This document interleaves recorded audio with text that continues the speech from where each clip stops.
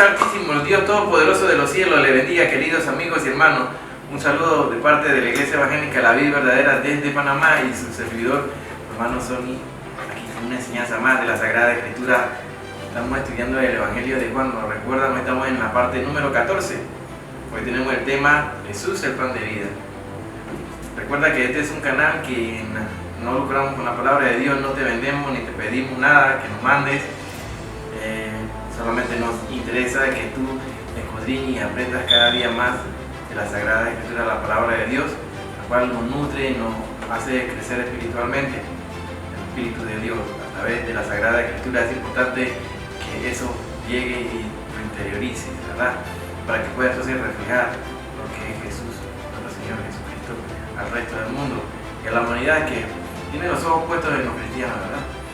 Saben que está muy cercano, muy pronto un evento que viene, pues ellos tratan de decir que eso no existe o que no se va a dar, que eso es una fábula, que eso es una fantasía. Pero sabemos muy claramente, según la Sagrada Escritura, pues la palabra de Dios no miente y siempre se cumple con precisión milimétrica. Que eso va a ocurrir, el rapto, el arrebatamiento, de los cuales incluso muchos cristianos están negando ahorita mismo, que si es una doctrina falsa, que es recién, que no tiene muchos años de haber surgido esta profecía, esta doctrina. Totalmente falso. Es importante que escudriñen y busquen en manuales de la historia. Tienes que buscar la historia. Pues esa palabra que nosotros conocemos como rapto o raptiori del latín o harpazo, todo tiene que ver con eso que se describe en la palabra de Dios en 1 Tesalonicenses 4:16 al 18 y 1 Corintios 15, del 51 al 51 al 53. 1 Corintios 15, 51 al 53, ahí está claramente descrito.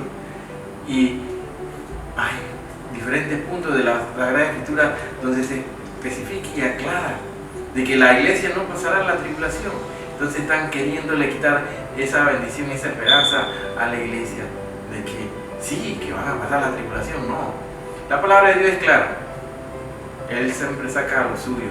Él siempre va a sacar a su remanente antes de que venga la ira y se dé la ira sobre la tierra, donde se dará ese periodo de la tribulación, la gran tribulación, que son 7 años, en los cuales sufrirán 21 juicios, donde se dará la apertura de los 7 sellos, se tocarán las 7 trompetas del Apocalipsis y se derramarán las 7 copas de la ira de Dios, cada uno de ellos desencadenando un juicio sobre la tierra, cada vez peor.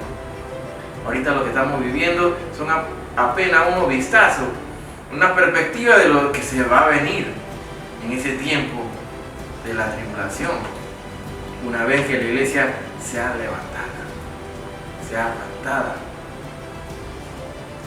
Solamente averigüen. Es claramente descrito en la Vulgata Latina, que es la traducción del griego al latín, la Sagrada Escritura por Jerónimo. Ahí está San Jerónimo, la Vulgata de San Jerónimo, donde se describe por primera vez la palabra rapto. Claro, Jerónimo es de origen africano y ellos tenían muy claramente esta palabra, lo que es el arrebatamiento, el rapto de la iglesia. Y ellos tenían muy claramente especificado de que este es un evento que se iba a dar, y eso estamos hablando del año 382 después de Cristo.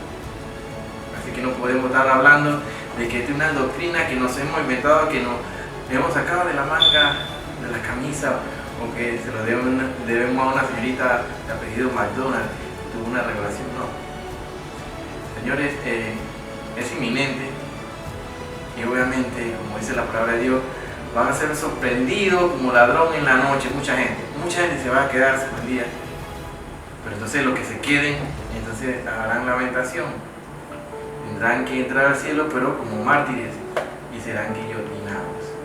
Pero bueno, este no es el tema de hoy, hermanos, pero vamos a hablar, siempre le damos un adelanto y actualización de lo que está ocurriendo en el mundo, pero vamos hoy a estudiar el tema Jesús, el pan de vida. Así que vamos a comenzar con esta parte número 14 del Evangelio de Juan. Comencemos, busca tu libro, apunte y tu Biblia. Terminamos nuestro estudio anterior considerando que después de que Jesús realizó el milagro de la multiplicación de los panes y los peces, las multitudes quisieron tomarle por la fuerza para hacerle rey. Pero él los evitó y se fue retirando al monte a orar después de haber mandado a los discípulos que entraran a la barca para irse a la otra ribera. No es difícil entender la excitación popular que el milagro de Jesús produjo. Y sobre todo si tenemos en cuenta que era el tiempo de la celebración de la Pascua, el Pesaj. En esos días todos los judíos esperaban que Dios volviera a intervenir para traerle la liberación, pues estaban sometidos por los romanos, como en el pasado lo había hecho en los tiempos de Faraón, el rey de Egipto. Es importante tener en cuenta aquí que los acontecimientos que ahora vamos a considerar tuvieron lugar durante el periodo de la Pascua, porque de alguna manera el evangelista está estableciendo aquí claramente cierto paralelismo con ella. Por ejemplo, aquí vemos la provisión de comida que Jesús acaba de darle en el desierto. Rápidamente les recordó, se le vino a la memoria el maná que recibieron en los tiempos de Moisés. Pero también la forma milagrosa en la que el Señor les llevó a cruzar el Mar Rojo. En medio de grandes dificultades, encontraba un eco en la forma sobrenatural en la que ahora Jesús andaba sobre el mar para ir al encuentro de sus discípulos y caminaba a la tempestad para que pudieran así entonces llegar a la otra orilla.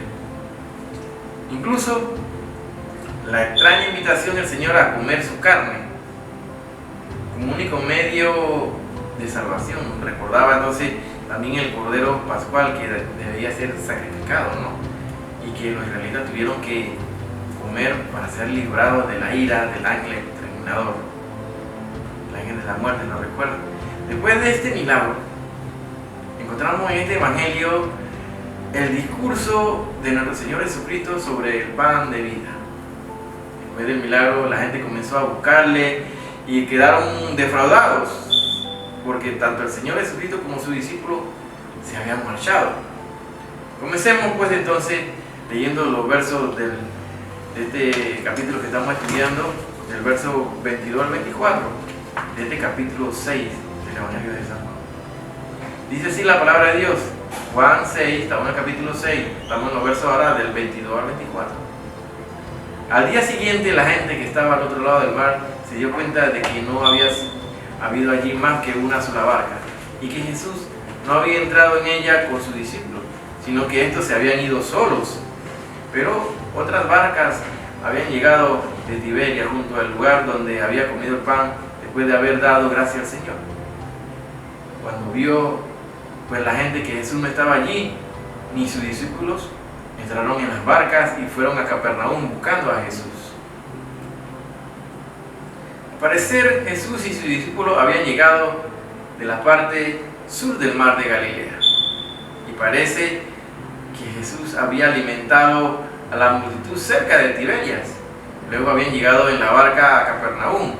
Ahora, esta fue la primera vez que Juan utiliza aquí el título de Señor en la expresión. Después de haber dado gracias, el Señor dice. Como ya hemos visto, la palabra usual aquí para él era Jesús. Él es el verbo o la palabra hecha carne. Ahora, ¿quién era esa palabra? Pues era Jesús. El ángel le había dicho a José, y llamará su nombre Jesús, porque él salvará a su pueblo de sus pecados. Eso lo puede encontrar en Mateo 1, verso 21. Ahora, lo que realmente quería toda esa gente era saber cómo le había sido posible a Jesús apartarse de ellos. Después del milagro de la multiplicación de los panes y peces, Jesús se retiró a un monte él solito, mientras los discípulos descendieron al mar. Por ahora, los otros evangelistas sabemos que fue el Señor quien hizo que los discípulos entraran a la barca y fueran a la otra ribera. Mateo así lo dice en capítulo 14, verso 22, también lo dice Marcos capítulo 6, verso 45. En su lenguaje se observaba cierto tono de urgencia, lo que nos indica que el Señor quería que sus discípulos abandonaran rápidamente ese sitio. ¿Cuál era la razón de tanta urgencia? Como hemos visto, los judíos querían apoderarse de Jesús y hacerlo rey. Seguramente su intención era llevarle a Jerusalén junto a aquellos días en los que se celebraba la Pascua, según lo especifica así el libro de Juan capítulo 6, verso 4. Una fiesta en la que cada año se recordaba la liberación de Israel de su larga esclavitud en Egipto. En esos momentos, cuando nuevamente se volvían a encontrar bajo la dominación de otra potencia extranjera como era la de los romanos, el ambiente era totalmente propicio para que el pueblo se ilusionara con un nuevo Mesías. Y máxime si este era Jesús, que acababa de demostrar su poder sobrenatural para dar de comer gratuitamente a las multitudes, en esta ocasión como más de 15,000 personas, y que en otras muchas ocasiones había sido sanando a enfermos que se le presentaban por doquier, que incluso era capaz de resucitar a los muertos. Lo único que le faltaba era eliminar a sus conquistadores y así devolver la libertad a la nación de Israel. Dentro de su programa mesiánico durante su primera venida, no figuraba este propósito, sin duda. Como más adelante vamos a explicar, la libertad que él había venido a traer no era política, sino espiritual. La libertad de sus pecados y sus consecuencias. Dice Juan en el verso 25 al 26, y hallándolo al otro lado del mar le preguntaron: Maestro, ¿cuándo llegaste acá? Respondió Jesús y le dijo: de cierto os digo que me buscáis, no porque habéis visto las señales, sino porque comisteis el pan y os saciasteis. Observemos que Jesús no respondió directamente a su pregunta. Penetró debajo de la superficie del verbo, del verdadero motivo por el cual ellos estaban buscándole. La palabra que usó no fue literalmente pan, sino una que significa forraje. Dice que comieron el forraje y que quedaron saciados. Su único interés era el de llenar el estómago. Entonces le digo aquí en el versículo 27, pasemos al verso 27, este capítulo 6 de estamos estudiando. Dice así: trabajad, no por la comida que parece, sino por la comida que permanece para vida eterna, la cual os dará el Hijo del Hombre, porque a este señaló Dios el Padre.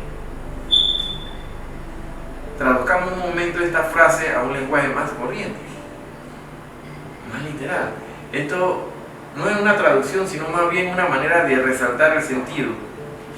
Permítanos decirlo así: dejad de trabajar por la comida que se acaba, pero trabajad por la comida que permanece para la vida eterna, la comida que el Hijo del Hombre os dará, porque en él Dios el Padre ha puesto su sello. Usted recordará que este es el mismo tipo de aproximación que nuestro Señor usó con la mujer cuando iba camino a Samaria, la mujer samaritana, allí junto al pozo. Lo que ella quería era agua, ¿cierto? Lo que esta multitud necesitaba era ¿qué? Pan, comida. En aquella ocasión, junto al pozo, Jesús se había presentado como el agua de vida, y aquí él se identificó como el pan de vida. Y estas dos cosas son esenciales, son importantes. El pan y el agua son muy importantes para poder mantener la vida, ¿cierto? Jesús, tanto el pan como el agua. Entonces vemos que él utilizó estos dos elementos ordinarios como símbolos. También es la palabra, y la palabra fue hecha carne. ¿Cómo podemos explicar esto? ¿Cómo podemos conocer a Dios? ¿Y qué podemos saber acerca de Dios? Jesús, el Verbo o la palabra, llega donde nos encontramos y se comunica con nosotros de una manera que podemos entenderle. Jesús dijo que Él era el agua y que Él proveía el agua viva. Dijo también que Él era pan. Ahora nosotros sabemos lo que es el agua y lo que es el pan. La urgencia de que hablamos se percibe también por lo hecho de que el Señor le mandó a entrar en la barca cuando ya estaba anocheciendo. Podrían haber pasado la noche con el resto de la multitud en aquel lugar y al amanecer haber cruzado tranquilamente al otro lado, lo que siempre resultaría más cómodo, ¿no? Pero el Señor no se lo permitió.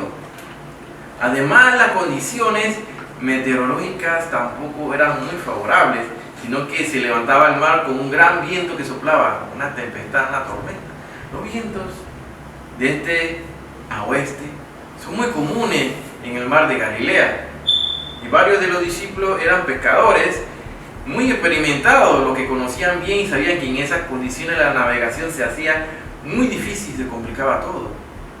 Y por otro lado, el Señor no fue con ellos, sino que se quedó despidiendo a la multitud para luego irse al monte a orar, solo así lo dice Mateo. Él se fue solo. Mateo 14, versos 22 y 23. Esto fue uno de los pocos momentos que el mismo Señor deja solo a los discípulos, y eso a pesar de que era consciente de la tormenta que se avecinaba. ¿Podemos imaginarnos cuáles eran los pensamientos de los discípulos en esos momentos? Tal vez habían embarcado contra su voluntad, justo cuando la multitud quería hacerle rey a su maestro, y como consecuencia llegaron a encontrarse solos en medio de una noche tormentosa. Seguro que se preguntaban por qué el Señor les había conducido en esa situación y por qué no estaban allí con ellos para ayudarles. ¿Por qué no estaba allí Jesús con ellos en ese momento de dificultad, de angustia, cuando vean que la barca era chocada por las olas del mar? De alguna manera, de algún modo, sus experiencias se nos hacen familiares. Nos resulta muy familiar esto lo que ocurre respecto a nuestra vida actual. Con frecuencia también nosotros nos encontramos que en nuestras vidas se alternan momentos en que nos encontramos rodeados de muchas personas y parece que todo nos va bien y todo nos sonríe, y otros en los que estamos solos en medio de la oscuridad. Momentos que estamos a la merced de los vientos, las olas, las tormentas de la vida, y lleno de ansiedad y de temores, intranquilidad, mucho temor. Los días nublados y fríos suceden con frecuencia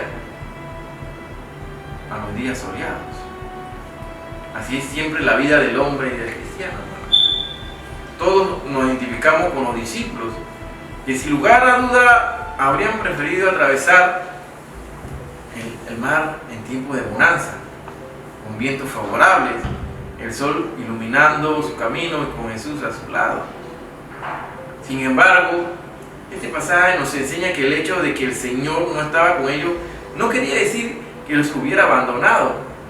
Como ya hemos señalado anteriormente, la razón por la que los mandó entrar en la barca fue para librarles de una tentación para la cual ellos no estaban preparados. Y por otro lado, el Señor había ido a orar por ellos y pronto iba a ir a su encuentro. Así es, nosotros también. Habrá momentos cuando nos vamos a sentir solos, pero la verdad es que el Señor siempre está cuidando de nosotros, siempre, en cada momento, en cada instante. La cuestión es que con frecuencia estamos tan preocupados por nuestros problemas que somos incapaces de ver que el Señor está haciendo y que está obrando, haciendo cosas para nosotros, y no lo vemos. Jesús se acerca a los discípulos entonces andando sobre el mar, como vemos en esta imagen. Ahora bien, mientras los discípulos luchaban remando en la barca, todos sus esfuerzos apenas lograban hacerle avanzar en medio de las olas y el viento. Fue entonces cuando vieron a Jesús que andaba sobre el mar y se acercaba a la barca. Seguramente el Señor le mandó entrar a la barca e ir delante de él al otro lado. Debieron pensar que su propósito era unirse a ellos por tierra, ya que no había ninguna otra barca allí. Así lo dice Juan 6:22. Pero como vemos, aquí el Señor no está limitado el Señor para nada por las leyes de la naturaleza. Eso no lo detiene y puede venir a socorrernos en un momento que quiera y del modo que menos nosotros esperamos. Sin embargo, cuando el Señor se acerca andando sobre el mar, los discípulos tuvieron miedo. Sería que estaban viendo un espejismo o estaban viendo un fantasma. El temor de las aguas embravecidas quedó expresado por el terror de ver a Jesús caminando hacia ellos sobre el agua. Evidentemente, ellos no esperaban que Él hiciera algo así y se asustaron cuando lo vieron acercarse, pero Jesús los tranquilizó diciéndoles: yo soy, no temáis. Cuando Él dijo yo soy, podría tratarse únicamente de una forma de identificarse, pero también puede implicar mucho más, recordando el nombre con que Dios se dio a conocer a Moisés cuando Él dijo allá en el monte Sinaí: yo soy el que soy. Éxodo 3:14. Su propósito era prestarle auxilio y ayudarle en sus luchas y necesidades. Pero para que pudiera consolarle de verdad, primero tendrían que entender quién era Él. Por supuesto, Él hacía cosas que ningún ser humano puede hacer. Y al acercarse a ellos andando sobre el mar, demostró que está por encima de las fuerzas de la naturaleza y de las leyes físicas que rigen esta humanidad. Y la misma forma en la que se le dirigió a ellos, entonces transmitía esa seguridad, autoridad del mismo Hijo de Dios. Pero aún hay algo más. El pasaje nos recuerda a Salmo 77, del verso 16 al 20, que dice ahí, donde se describe el terror de unos marineros, ¿no?, sorprendidos por una tormenta, hasta que el Señor se hace presente y guía a su pueblo de la misma forma que en el pasado lo había hecho por medio de Moisés y Aarón. Anótalo ahí, Salmo 77, 16 al 20, para que lo lean. La tormenta que se desencadenó durante la noche estuvo para obligarle a refugiarse y le impidió entonces seguirle. Al día siguiente, cuando amaneció, lo primero que pensaron es que Jesús tenía que seguir en aquella zona. Pero después de buscarlo sin éxito, decidieron cruzar el lago en dirección a Capernaum para continuar su búsqueda. Juan aquí menciona también que otras barcas habían arribado de Tiberia junto al lugar donde había comido el pan. Tal vez la noticia del milagro se había comenzado a extender rápidamente por las regiones contiguas. Estaban viniendo en masa con el fin de hacerle rey a Jesús. Así dice Juan 6, de 25 a 29. Y hallándole al otro lado del mar le dijeron: Rabí, ¿cuándo llegaste acá? Respondió Jesús y les dijo: de cierto os digo que me buscáis, no porque habéis visto las señales, sino porque comiste el pan y os saciaste. Trabajad no por la comida que parece, sino por la comida que da vida eterna, permanece, el cual el Hijo del Hombre os dará, porque a este señaló Dios al Padre. Entonces le dijeron: ¿qué debemos hacer para poner en práctica las obras de Dios? Respondió Jesús y le dijo: esta es la obra de Dios, que creáis en el que Él ha enviado. Cuando la gente llegó al otro lado del lago y le encontraron a Jesús, estaban sorprendidos de que hubiera llegado antes que ellos. No podía entender cómo pudo haberlo hecho. Sin embargo, el Señor no mostró ningún interés en explicarles cómo había llegado desde la otra ribera, pero en cambio centró su interés en otro lado de una importancia muy superior y que ellos también desconocían. Él había venido del cielo enviado por su Padre, definitivamente, y por otro lado entró directamente a corregir la razón por la que estaban buscando. Porque mientras que ellos solo pensaban en el milagro y los beneficios que éste le había reportado al Señor, quería elevar sus pensamientos por encima de lo material para que entendieran su significado espiritual.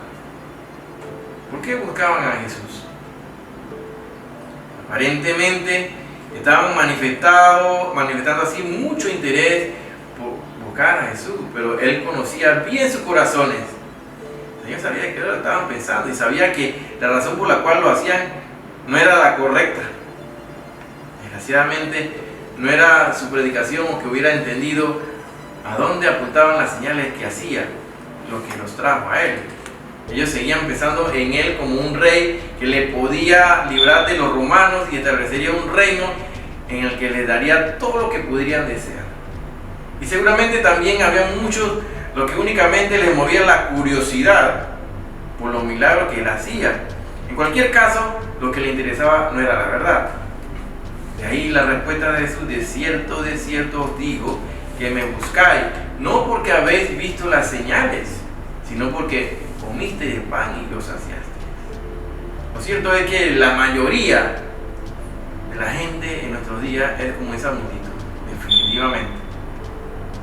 Solo están preocupados por lo material, se afanan por entender y se preocupan por sus necesidades físicas, pero descuidan sus necesidades espirituales.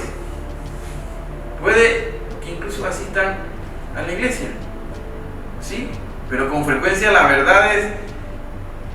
verdaderas motivaciones que le impulsan a hacer no tienen nada que ver con una fe verdadera en Cristo. Se mueven por otras cosas, por otros motivos. Pero las multitudes ya deberían haber dado cuenta que Jesús no participaba de esos pensamientos y propósitos, las cosas que le pasaban por su cabeza, sino que se habían prestado a que querían hacerle rey. De Jesús sabía qué es lo que iban a hacer. Es interesante notar aquí lo diferente que era Jesús al resto de los hombres. Definitivamente cualquier otro en esa misma situación se habría dejado llevar por la adulación de las multitudes que le seguían, pero él no lo hizo, sino que de hecho les reprendió por su egoísmo y materialismo. Pero el Señor estaba claro cuál era el planteamiento de las multitudes. Había llegado un día nuevo y volvían a tener hambre, así que le buscaron con la finalidad de llevar otra vez su estómago gratuitamente, a llenarlos. En realidad, este era el tipo de reino que los judíos esperaban. Alguien que les solucionara todo. Los rabinos imaginaban un reino en términos materiales en el que le habría abundancia de comida, abundancia de bebida, banquetes fabulosos y victorias milagrosas sobre los romanos. Sin embargo, el Señor reprendió inmediatamente esta ansia que ellos tenían por las cosas materiales. Él dijo que este tipo de comida desaparece, se desvanece, en el sentido que no puede llenar el vacío del corazón y tampoco tiene un valor permanente. Leamos ahí en Isaías, dice en 55, del 2 al 3, ¿por qué gastáis el dinero en lo que no es pan y vuestro trabajo en lo que no nos sacia? Oídme atentamente y comed del bien, y se deleitará vuestra alma con grosura. Inclinad vuestro oído y venid a mí, oíd, y vivirá vuestra alma. Y haré con vosotros pacto eterno, la misericordia firmes a David. Como sus padres también, los judíos de los tiempos de Jesús y la gente de nuestro día gastan sus energías en una búsqueda desesperada de las cosas materiales que nunca le van a llegar a llenar ni le van a satisfacer. En lugar de eso, el Señor les exhorta aquí a buscar y creer en aquel a quien Dios había enviado a conocer a Cristo, es la verdadera vida eterna. En Juan 17:3 así dice: y esta es la vida eterna, que te conozcan a ti, al único Dios verdadero, y a Jesucristo, a quien has enviado. Trabajad por la comida que a vida eterna permanece. Juan 17:3. Es fácil aferrarse a lo que pertenece al tiempo y permanecer indiferente a lo que tiene que ver con la eternidad. Y claro, esta que hay muchas cosas de esta vida de las que tenemos que ocuparnos cada día y que forman parte de la voluntad de Dios para con nosotros, pero la exhortación que el Señor hace aquí tiene que ver con cuál en nuestras preocupaciones principales, la que le debemos dedicar la mayor parte de nuestras energías, en qué nos debemos concentrar más y con qué alimentarnos nuestras almas cada día. Los judíos solo pensaban en llenar sus estómagos y no tenían en cuenta que las señales que venían, le deberían llevar a poner su fe en Cristo como el único que podía satisfacer plenamente sus necesidades espirituales. Su perspectiva en cuanto a Jesús y su ministerio estaban totalmente equivocados. Su interés se centraba en lo que podían recibir de Él a nivel material y todos sus esfuerzos estaban orientados hacia esa dirección. Pero con su exhortación, el Señor, quien quería despertarles, claro, a las realidades espirituales, que es lo que le debería interesar, esas realidades espirituales y eternas que permanecen para siempre. En resumen, quería que emplearan sus fuerzas en trabajar por la comida que a vida eterna permanece, así lo dice la palabra. De la misma manera que se habían esforzado en hacer un viaje desde la otra ribera del mar para ir a buscarle con el fin de que les volviera a dar de comer pan con el mismo, aún mayor interés. Deberían buscar las cosas que pertenecen al Espíritu. En este punto es importante notar que esta exhortación que Jesús fue dirigida a aquellas personas que en su mayoría eran incrédulas en su mayoría, y cuando entendieran realmente lo que significaba seguirle, le abandonaron en masa. Juan 6, verso 66. Y sin embargo el Señor les exhortó a trabajar. Evidentemente esto no concuerda con cierta corriente teológica muy extendida que dice que el hombre incrédulo está muerto y no puede hacer absolutamente nada antes de que sea regenerado por el Espíritu Santo. Es indudable que la iniciativa de nuestra salvación surge siempre de Dios. Fue Cristo quien primero se acercó a buscar a los perdidos. Pero esto no quiere decir que el hombre debe permanecer en una absoluta pasividad, esperando a que Dios lo transforme y entonces pueda comenzar a buscarle. El hombre, aunque muerto en sus delitos y sus pecados, puede escuchar la voz del Hijo de Dios y responder, como dice Juan 5:25. Y por esta razón nosotros también debemos exhortar a todos los hombres sin distinción a trabajar por la comida que a vida eterna permanece. Y notemos por último, en esta exhortación no fue dirigida a un grupo selecto de personas escogidas o predestinadas para ser salvadas, sino a todos en general fue dirigida esta palabra, la mayoría de los cuales no quisieron obedecer el llamamiento del Señor y más tarde le abandonaron. Como hemos visto, la multitud quiso apoderarse de Jesús, querían hacerle rey, pero él no quiso y se apartó de ellos. Pero esto no quería decir que él no fuera realmente el rey. Cuando se manifestó a sus discípulos en el mar, demostró que él es soberano sobre la naturaleza, capaz de calmar las tormentas y de caminar sobre las aguas. Así pues, cuando los discípulos entendieron que era Jesús, entonces con gusto le recibieron en la barca, la cual llegó enseguida a la tierra donde iban. Sin duda, se alegraron de que el Señor estuviera nuevamente con ellos, y su presencia se notó, pues que rápidamente llegaron a donde iban. Juan da por sentado, aunque no lo menciona, que Jesús calmó la tempestad. Finalmente fue una hermosa experiencia, pero antes tuvieron que pasar inevitablemente por ciertos momentos de crisis, aunque al final valió la pena, puesto que aprendieron que el Señor siempre está en control de todas las situaciones, aún cuando no estaban físicamente con ellos.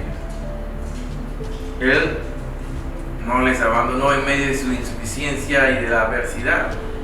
Primero les sacó de la tentación, luego oró por ellos y finalmente fue a su encuentro para llevarles al lugar donde iban. Ahora bien, ¿cómo puede un inconverso trabajar por esta comida eterna? ¿En qué consiste esta exhortación? Bueno, una vez que Dios ha tomado la iniciativa de darse a conocer y ha completado por medio de la cruz la obra de salvación, el hombre debe tomar interés en conocer estos hechos.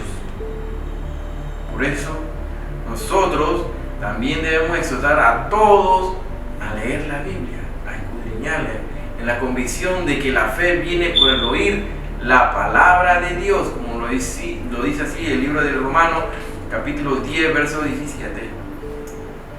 Debemos animarles a ir a la iglesia con el fin de ayudarles a entender lo que leen, incluso a orar a Dios pidiéndole iluminación en su búsqueda de la verdad, porque puede que lea la Biblia y entonces no la entiende y dice, no, pero no entiendo nada.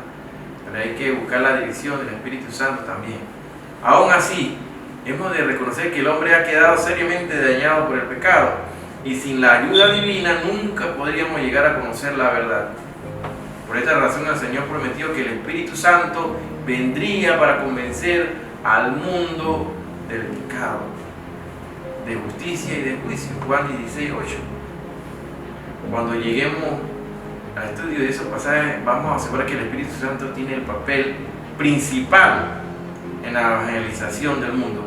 Y esto es así porque solo Él puede contrarrestar la falta de sensibilidad que el ser humano tiene como consecuencia de la caída por el pecado. Pero notemos que esta labor evangelística del Espíritu consiste en convencer, no en regenerar al inconverso. La regeneración vendrá después, cuando la persona entrega su vida a Dios con fe y arrepentimiento. Dice Juan 6:29, respondió Jesús y le dijo, esta es la obra de Dios, que creáis en aquel que Él ha enviado. Es que las obras de Dios no consisten en hacer lo que haya sido mandado por Dios, sino en aceptar lo que ha sido hecho por Dios. ¿Me entiendes? En otras palabras, es lo que Dios ha hecho y no lo que usted hace. Es lo que Dios ha hecho y no lo que usted hace. Es la obra de Dios y no las obras del ser humano. Por eso dice aquí, y esta es la obra de Dios, que creáis en el que Él ha enviado. Jesús estaba diciendo que Dios provee la comida. Él es quien ha provisto esa comida para nosotros hoy en día. Y nosotros debemos comer de ella. En la parábola de la gran cena, el Señor en la casa extendió una invitación para un banquete y dijo a sus siervos, id a las calles principales para decirle a todos cuando encontréis que están invitados a venir. Hoy está vigente esta invitación. Se trata de una comida gratuita, por cierto, pero es una comida espiritual, es algo que te va a llenar eternamente por la eternidad. Veamos ahora la respuesta que nos sale aquí en el verso 30.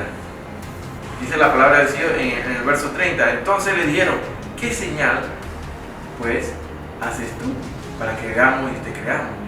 ¿Qué obra haces? Debemos enfatizar que esto revela la dureza del corazón humano. Leamos qué dice el verso 31 al 33. Así dice, nuestros padres comieron el maná en el desierto, como está escrito, les dio a comer el pan del cielo. Y Jesús les dijo, de cierto os digo, Moisés no os dio el pan del cielo, pero mi Padre os da el verdadero pan del cielo, porque el pan de Dios es aquel que descendió del cielo y da vida al mundo. ¿Qué palabras? Estamos aquí. Que ellos dijeron que Moisés le había dado maná o pan del pueblo en el desierto, pero la verdad es que Moisés no fue quien le había provisto el maná, sino Dios. Y no fue una comida que les dio una sola vez, sino que le alimentó todos los días durante 40 años de su viaje a través del desierto. Ahora, esta gente quería ser alimentada y eso es lo que buscaban. Jesús le aseguró que el maná les había preservado la vida en los tiempos de Moisés y que la provisión de comida había sido un regalo de Dios. El maná les dio la vida física a aquellos que atravesaron a través del desierto, pero en esta nueva época el Señor Jesús le da la vida espiritual como pan de Dios que había descendido del cielo. Jesús, el pan de vida. Continuemos leyendo en el verso 34, dice así: le dijeron, Señor, danos siempre este pan. La reacción de esta persona fue idéntica a la de aquella mujer samaritana junto al pozo que había pedido recibir el agua que Jesús ofrecía, pero estaba realmente pensando en el agua del pozo, pues así jamás tendría que volver al pozo para sacar el agua. En aquella ocasión el Señor pasó algunos momentos apartando los pensamientos de la mujer del agua de aquel pozo, elevándolo hacia el nivel del agua espiritual. Cristo es el maná. Él es quien descendió del cielo y quien dio su vida por el mundo, a fin de que nosotros, usted y yo, tuviéramos vida. Y esta es la salvación. También veremos que Jesús es el pan del cual tenemos que alimentarnos constantemente a fin de que crezcamos espiritualmente. No nos podemos quedar ahí revejidos, no. Tenemos que alimentarnos para crecer espiritualmente. Después de todo, el maná era un alimento milagroso que satisfizo plenamente. Cuando los israelitas entraron en la tierra prometida, les fue dado el fruto de la tierra, espigas, nuevas tostadas, y era un símbolo de la palabra de Dios. Pero hay muchos hoy en día a quienes no les gusta el fruto de la tierra. Leamos el verso 36 y 37 de este capítulo 6 de San Juan. Dice así: pero ya os he dicho que aunque me habéis visto, no creéis. Todo lo que el Padre me da, vendrá a mí, y al que a mí viene, no le echo fuera. En este verso hay una combinación de dos grandes verdades: la divinidad, la soberanía divina en la frase, todo lo que en el Padre me da, y la respuesta humana en la frase, y al que a mí viene. Con frecuencia, algunos que se han apropiado de una de estas grandes verdades y ocasiones en la otra, transformándolas separadamente en sistemas lógicos de doctrinas que, llevados cada uno a un extremo, podrían llegar a ser medias verdades. Sin embargo, Jesús expuso estas verdades unidas. Y aunque estas se cumplen en la experiencia humana, hay que reconocer que el reconciliar la soberana gracia de Dios con la libertad y la responsabilidad del hombre trasciende la razón que, al estar afectada por la caída de los seres humanos en el pecado, no puede comprender los grandes misterios de Dios. Hay una distinción entre el inclusivo todo, que es neutro, y el personal, al que a mí viene. La respuesta es individual. Y en la declaración, no le echo fuera. El negativo es enfático: no le echo fuera. Jesús le preguntó si en verdad querían pan. Si querían pan, le era el pan de vida. Pero le habían visto y no creían. Habían rechazado el verdadero pan. Pero no por ello se desalentó el Hijo.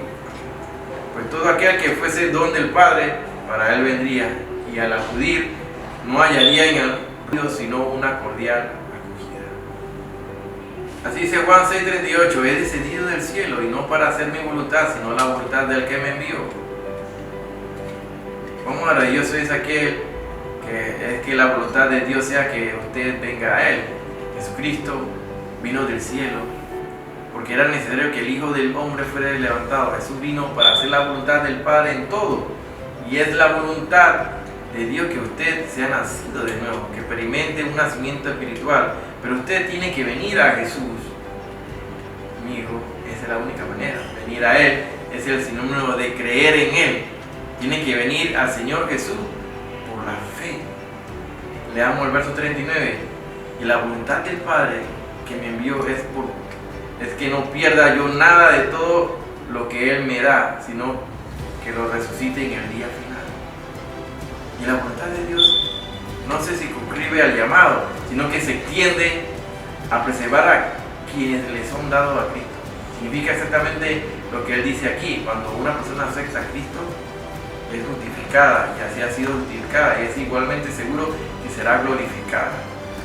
Cuando Jesús comenzó con 100 ovejas, termina su obra con 100 ovejas. No se perderá ninguna. Eso es lo que esto significa. Todos los que creen en Cristo tienen vida eterna, y todos serán resucitados en el día postrero. Leamos rápidamente versos 41 y 42. Murmuraban entonces de él los judíos, porque había dicho: yo soy el pan que descendió del cielo, y decía: ¿no es Jesús el hijo de José, y cuyo padre y madre nosotros conocemos? ¿Cómo dice eso? ¿Cómo dice ahora del cielo he descendido? No había duda alguna aquí que Jesús le estaba enseñando que Él era Dios y que había descendido del cielo. En esta sección Él estaba enseñando su nacimiento original, a quienes dicen que el Señor Jesús nunca enseñó sobre su nacimiento virginal. Pero entonces, ¿qué estaba diciendo aquí? Los judíos entendieron lo que Él decía.